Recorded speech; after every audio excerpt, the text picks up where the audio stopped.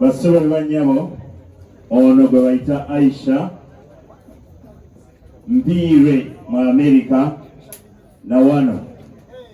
Aisha oba osobola okwogera obuze ku bakungubazi bano bigambo bitono ate baagala okuwulira ku ddoboozi lyo nti Messe we yaviira mu bulamu bw'ensi eno yalina omukyalo era yainfominga mikwano gye nti waliwo obutali butuufu.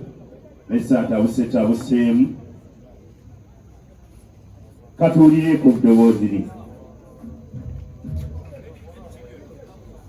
Assalamu alaikum warahmatullahi wabarakatuh. Wa alaikum assalam warahmatullahi wabarakatuh. Inna lillahi wa inna ilayhi raji'un. Bana ayitusanisa okubalaba. Tubeebaza okutubeererawo obwezi bwe tumaze nga tugezaako okukomyawo omwami wange. Amannya nze Aisha Mpire. Mbadde mpangaala mukozi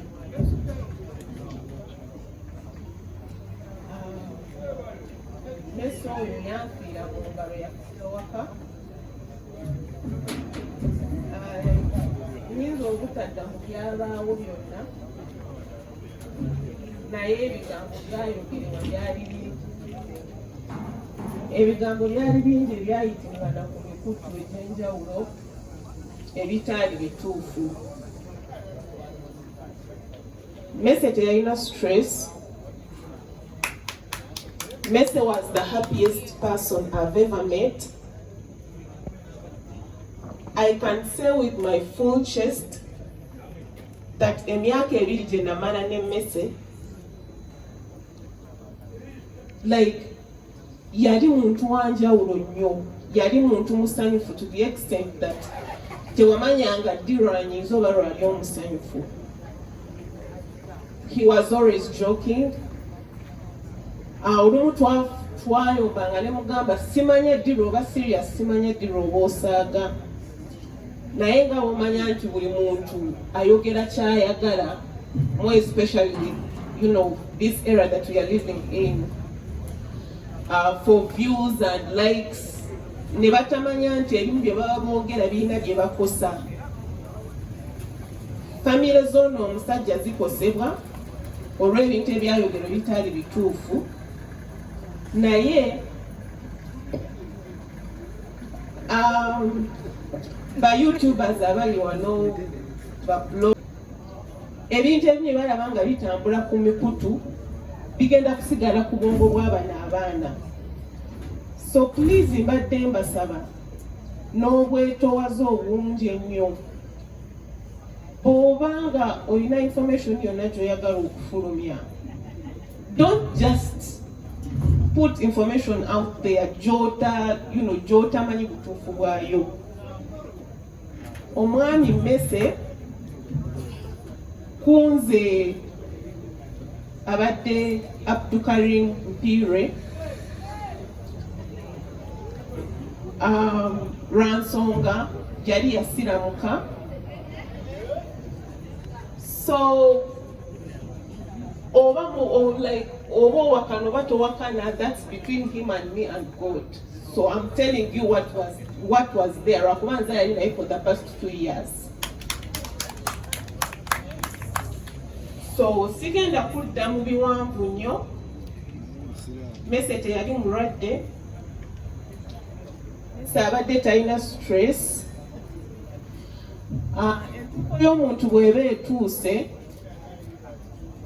I guess ne bw'oba toli mulwadde, ne bw'oba lwakuba abadde nga ajiiminga, abadde nga alya bulungi nga tamala galya byasanze,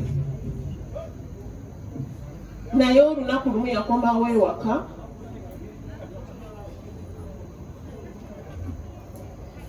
so olunaku lumu akomawo ewaka ava okukola. Like the previous night twalina abagenyi ewaka, simanyi oba alinga eyali atusiibula, twalina abagenyi ewaka. najja n'aŋŋamba yankubira essimu before n'aŋŋamba nti sigenda kulya sapa lwakuba bwe yalyanga lanchi teyalyanga sapa bwe yalyanga sapa teyalyanga lanchi lwakuba yagambanga nti I'm watching my weight. So bw'akomawo ewaka twalinawo abagenyi, twalinawo omugenyi yali omu then n'abalala abantu betuwangaala nabo okulaga nti Messe yali muntu musanyufu eva nga n'ab'omu nnyumba bw'aba taliiwo ennyumba ebeera nsirifu oba ennyumba ebanga etaliimu bantu. So bw'akomawo ewaka bw'atuuka ku mulyango nali mu nnyumba nga nfumba yali aŋŋambye nfumbira caayi lwakuba sigenda kulya nja kunywa caayi yekka ne mufumbira caayi. So bw'akomawo yatuuka ku mulyango bw'atuuka ku mulyango n'atoola salaamu bwe yamala okutoola salaamu n'atandika okwogerera waggulu nti alina akagambo ke yateranga okukozesa bakabulaza mwenna mwemuli biki biki n'awoganira waggulu nnyo. Kati omugenyi kyava mbuuza nali baliwo omugenyi n'ambuuza nti bannaaye tulumbiddwa wabaddewo ki ne mugamba oyo gwe bayita Messe Bontwe n'agamba oyo omusajja takulanga ne mugamba obwe bulamu bwe tuwangaaliramu wano mu nnyumba eno. Twaliwo ffenna mu nnyumba watita muvi n'omugenyi yaliwo n'abalala ab'omu nnyumba ne tubeerawo awo ne tunyumya kwegamba alinga yali agamba nti enkya nyinza obutabaawo oba alinga yali asiibula. Bwe twamala enkeera yali agenda kukeera kukola n'aŋŋamba nti tugende twebake obudde bugenze. Ne tugenda ne twebaka ne mubuuza omaze okusaala Aisha n'aŋŋamba nvuddeko yakuuti nga nsadde. Ne tugenda ne twebaka waggwako ndoza nakibadde eddakiika nga 3 n'asituka n'agenda okukozesa restroom. Kyava akomawo n'aŋŋamba nti akantu k'omukifuba nina akantu mu kifuba kannuma. Ne mugamba n'aŋŋamba ndeeterayo ku mazzi g'okunywa nenziruka ne muleetera amazzi g'okunywa. Akantu ako kaali nga kamukwata ne kamuvaako naye nga bumanyi eby'abasajja tebafaayo okufuna bujjanjabi tebafaayo okugenda kukebeza. Bwe kamukwata nga ne kamuvaako ng'agamba nja kukebeza nja kugenda dokita balabe kyekiriwo.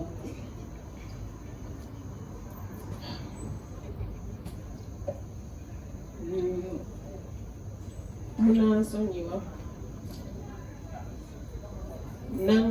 nengenda ne muleetera amazzi g'okunywa. Bwe muleetera amazzi g'okunywa n'aganywa. Omuntu nga bw'okwata ecupa y'amazzi bw'oti ecupa teyaddamu kumuva mu ngalo nemugyamu ecupa y'amazzi mu ngalo. Kati nga bw'okyuka nti omuze ekintu ebbali omuntu n'omugyako amaaso for just a split second ngenda okudda okukyuka okutunula ku sayidi we yali ng'omuntu alinga asika omukka. So nze saamanya nti yali asika mukka lwakuba sirabangako omuntu afa. So nendooza nze nti oba amazzi gaali gamulakidde. Nengenda waliwo brother wange gwe tuwangaala naye nenziruka nemuyita nemugamba jangu olabe waliwo ekitali kituufu ku Messe.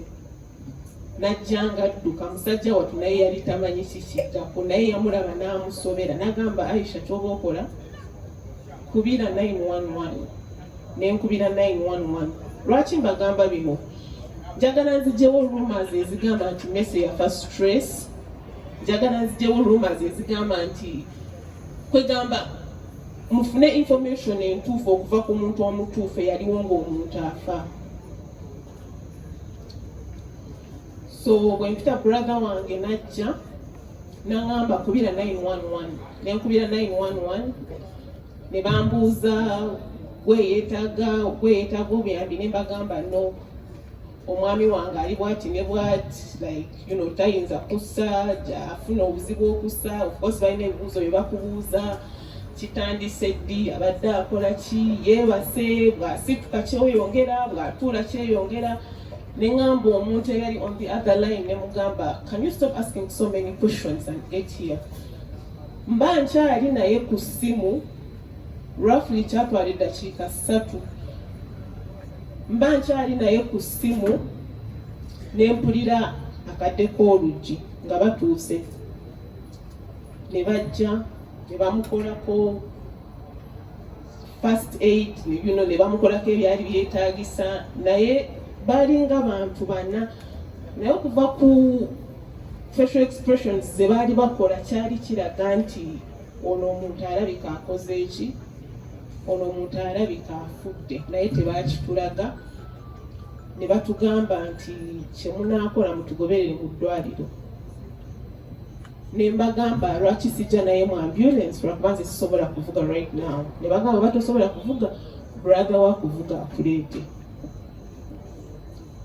brother wange n'avuga n'antwala mu ddwaliro ne tumugoberera tutuukayo ne batutuuza mu kasenge ne batugamba nti mulindeko tugenda babuulira dokita agenda kufuluma ababuulire kyekiriwo dokita n'alwawo nga mbeera mbuuza brother wange lwaki baluddeyo nga ŋŋamba omanyi ng'omuntu buli omu ateekawo eki nga ŋŋamba engeri gye baluddeyo balayika gye bali bamukolako beera mugumu ate singa babakwanguwayo kibadde kijja kulaga nti balemeddwa so nange nembeera mugumu after like 30 minutes dokita yavaayo najja yali dokita chaplain ne social worker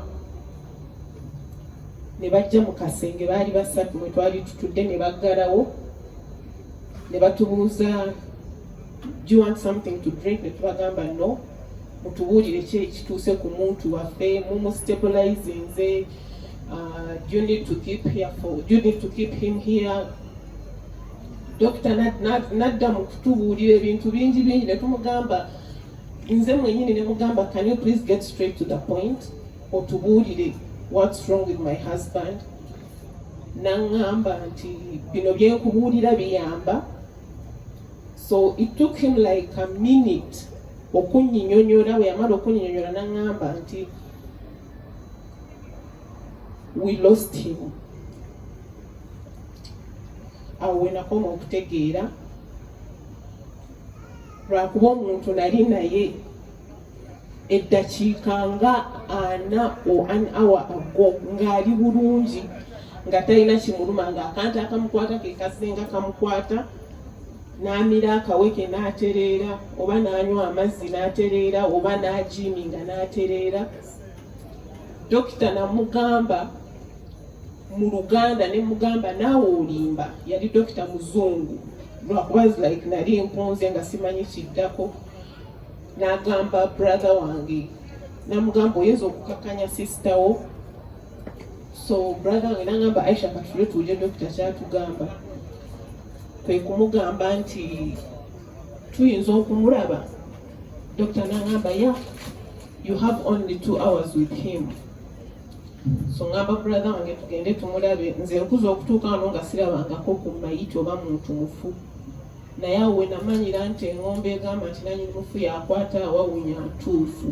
simanyi buvumu bwe najja kuyingira mu kasenge omwali Messe nga yebasawo ku buliri brother wange naati okuyingiramu yajja ngobererako emabega ne mugamba goba togenda kungoberera nze kangende kati oyagala nze mulekeraani ne tugenda mu kasenge mwe yali ne tubeeramu naye nembeera nga mutunulira nga ndi awo omanyi ng'oliawo ng'otudde olinga ekifaanani otunulira omuntu ng'ogamba naye alabika yeebase alabika ajja kudda engulu ng'olaba akyabuguma n'okubuguma so awo wenkwatira amasimu nentandika okukubira abantu be nakubira okubabikira so the rest is history. Omanyi ebyaddako ne tutandika process y'okumuleeta